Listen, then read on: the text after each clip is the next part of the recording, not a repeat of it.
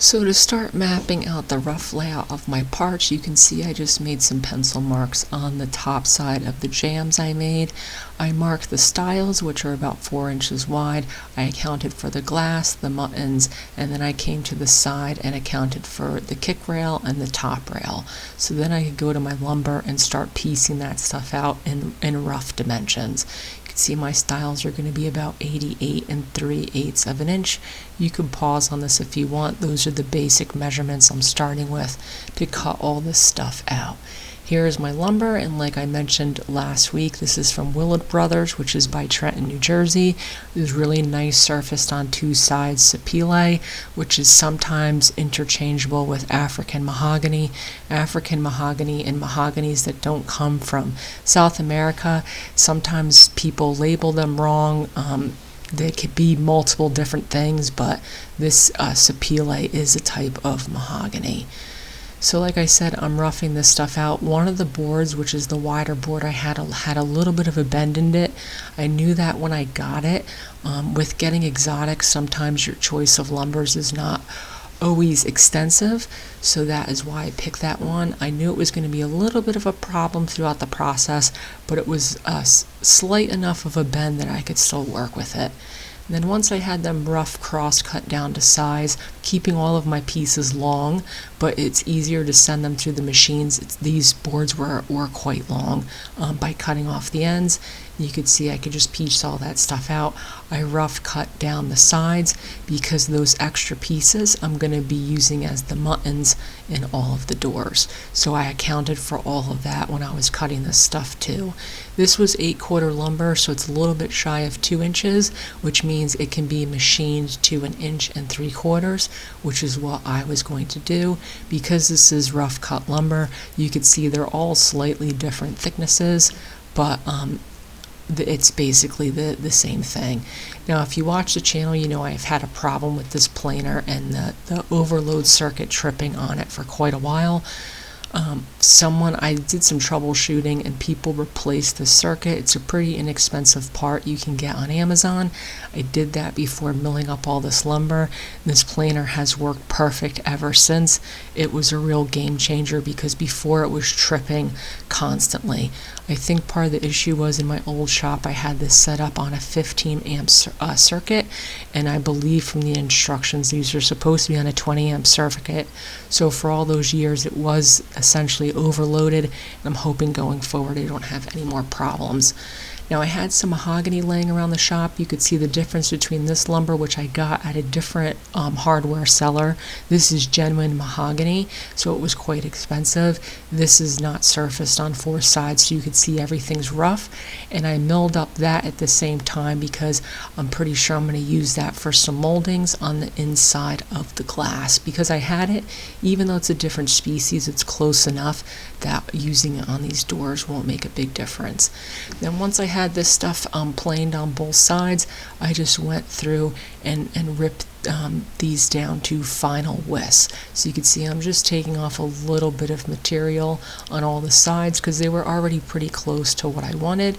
And then, like I said, all my stiles are 4 inches, and these chunks that I took off from the ends of the stiles, like I said, I'm ripping those down into 1 1/4 inches, and those are all going to be for my muttons, which I'll be making in the next video. But that's what all of these little pieces are for.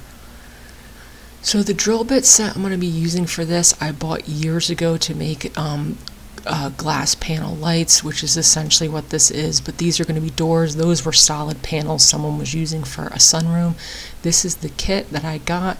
They're not inexpensive. People that make doors for a living have much heavy-duty bits. They put them in shapers and they could cut all these parts at the same time. I don't have those sorts of tools in the shop, so this is the way that I'm doing it. It's one of the reasons I don't make doors a lot, because it's a more time-consuming process when you don't have those heavy-duty tools. And then roughly just some math, you can see I'm cutting my opening in half. My plan is to make these doors just about perfect, so I only have to trim off little pieces of them in order to get my reveals. I'm doing 1/8 inch reveals around the entire sides. top, bottom, and the sides against the walls where the hinges will go, and in the middle I'm looking for about 3/16 of an inch. So I just propped my stiles in there before I started this process to make sure that the sides were flat and that everything would meet flush, and they did, and then I could start putting my mortises in here. So like I said, I don't have a shaper, so the first part of this process would be going through and putting all these moldings on there. I'm not going to be doing that, but I am going to be putting the groove in there, which is what the glass will be setting in. So to do that, I'm just using a regular dado stack. This groove is going to correspond to where the mortises are going to go, and essentially where the top rail and the bottom rail go, it's going to create a haunch tenon, which is what you want on something like this. So this little piece of material, you will notice it throughout the rest of the series if you watch it. I do all of my first cuts on this, and this is going to be my setup block for the rest of the process, because a lot of this process is just making sure everything's perfect so that all of your pieces come out the same. So you can see I have a perfect 1/2 inch groove dead centered in the middle, and the spacing on either side is identical. You want to make sure that that is perfect. This is a 1/2 inch deep groove, because if it is not, then when you go to cut your mortises and your tenons and it's not centered in the piece, you'll have proud spots on the top. So the way that I centered this was, you see I have about a 1/4 inch, I think I actually put a 3/16 inch dado stack in there. I'm running it through one way, I'm flipping it and running it through again, and that will give me that centered groove. You can see I did this on all of my panels, all of my pieces. So the thickness of these mortises is going to be about a 1/2 inch, and then the length I'm doing 5 times the thickness of the panel, which is 2.5. That's kind of rough math for mortise and tenons. So you can see how deep I'm going to go.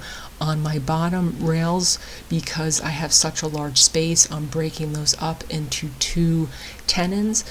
Usually anything that's going to be 3.5 inches to 4 inches over is when I start breaking pieces up, and this bottom portion is about 9 inches, so I split that up. I came in 1 inch from either side, made a 3-each tenon, and then 1 inch in the middle. For the top, it's a little bit easier. It's a single tenon, but same process. I came in 1 inch from either end, which will help create that haunch at the top, and then that is the mark for the tenon. Now I have a mortising jig, but I don't have a 1/2 inch drill bit in there. I thought it would be kind of nice for the purposes of this video to show that you can do all this stuff with simple tools. This is a little bit of a longer process, but I did all this on the drill press. So I have a 1/2 inch bit in there, and I have a stop set up. I have this scrap piece of wood in front to create this cradle on both sides to hold the lumber in place, and that is how I'm going to drill all of these. Now I want these to be perfect, so I made this process even a little bit longer. By setting up that stop, I'm going to drill the outer edges of all of my mortises and then clean away the material in the middle. So ideally I would have had a 1/2 inch spade bit for this, because it has that pointed bit on the top. It helps center things, and it also leaves a square bottomed hole. I have multiples of those bits. I could not find them before I started this process. Of course, as luck would have it, I found them about 2 weeks later. But if you are doing this, I would recommend using a spade bit. It just leaves a little bit of a cleaner hole. So you can see I did those 2 outer edges, and then I marked my original piece. I always do this if I'm making multiples, and that is going to be the piece that I use for alignment whenever I change my stops. So now I'm going to be drilling the bottom side of some of those holes. Obviously the parts that have the 2 tenons will have to be drilled differently than the tops. For the first hole, I was able to flip them because they're both coming in 1 inch from the edge, but going forward I have to move that stop and cut each individual hole. But you can see how that piece slides in and out of that carriage. It can't move around on me, and I can quickly remove that material. So like I said, this is what I'm working with. I have my outer 2 holes, and then I'm going to remove all of this material in the middle. Same process for the top. So all of this material is going to get removed. So from this part on, it's a little bit easier. I don't have the stop. I'm just going in between all of them and removing the material. And then after this is done, there's going to be a little bit of chiseling, and then I will take it back to the drill press. Like I said, this is going to be a little bit of a longer process, but to save the hassle of buying more pieces for the mortiser, and like I said, I do like to show that you can make stuff in your shop without fancy tools. So like I said, I just chiseled out some of this excess material, and then I used a regular drill to drill out in between those holes and clean this up.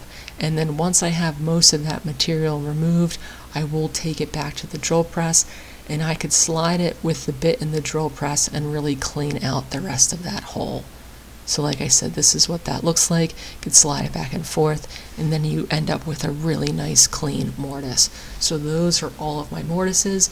I guess you could technically do whichever one you want, tenons or mortises. Usually people have a preference. Obviously mine, I like to do the mortises first, and then I will fit the tenons to these mortises.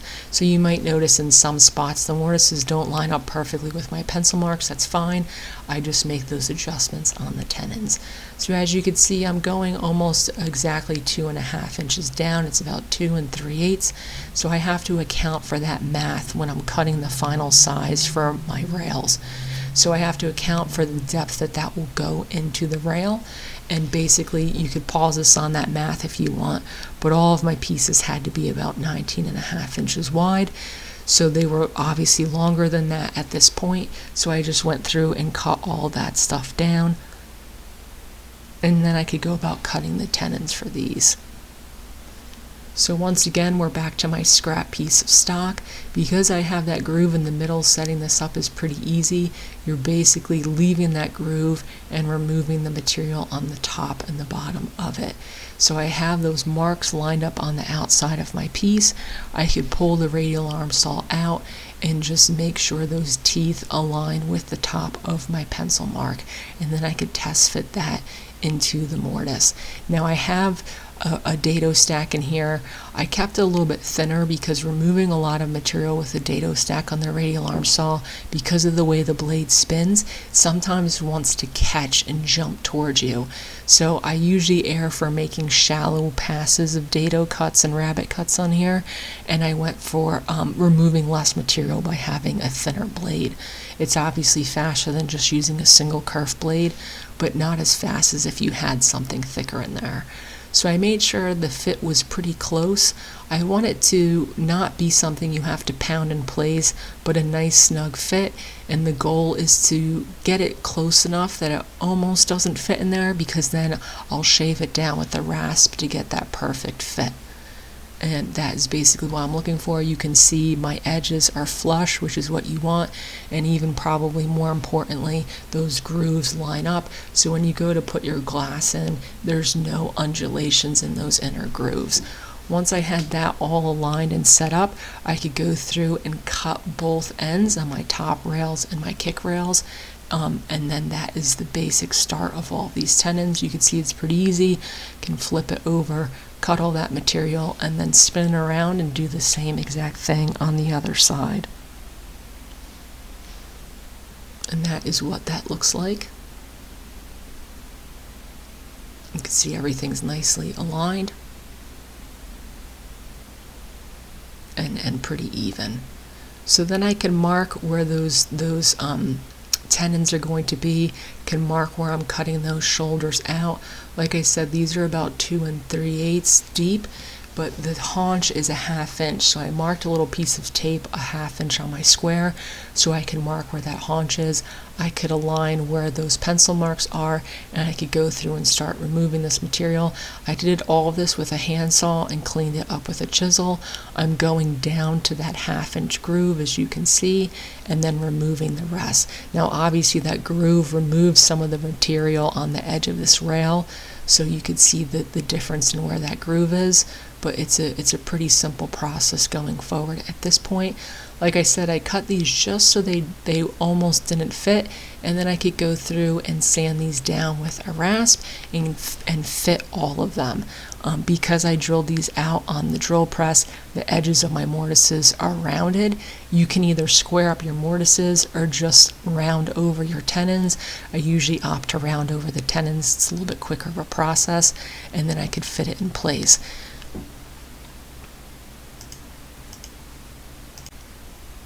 Now, like I said, all these are going to be a little bit different. Some of them I had a little bit of material to remove yet still on the mortises. So as I fit these, I label them. Each tenon's going to go in the hole I fit it to, and it's not going to be interchangeable.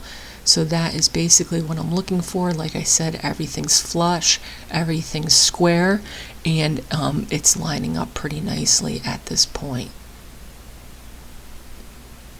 And you can see with the blue tape I start marking where each piece will go. If there were any parts that didn't line up, I would go through and remove some from the mortise, or vice versa, until I got a nice fit. For the sides that have the two tenons, it's the exact same process. I just put it over the mortises, I do my rough marks, I keep that shoulder on the edge because of that 1/2 inch groove. The only difference to this one is that middle part I have to remove with a coping saw. That is what that looks like. Once again, I could fit it in place, both edges, and like I said, I have a pretty snug fit on all of these. Wiggle it into place, and that's what that looks like, and I can mark them to make sure they always go back in the same spot. Once I had all of them done, I could dry fit these edges together, and then I could kind of prop them into the door frame, make sure everything was going to work at this point. And that is the first door in there. And at this point it was nice. Across the jamb there's no gaps, which is ideal. Across the top and bottom I have about the same sort of gap. So I was pretty happy with how these turned out.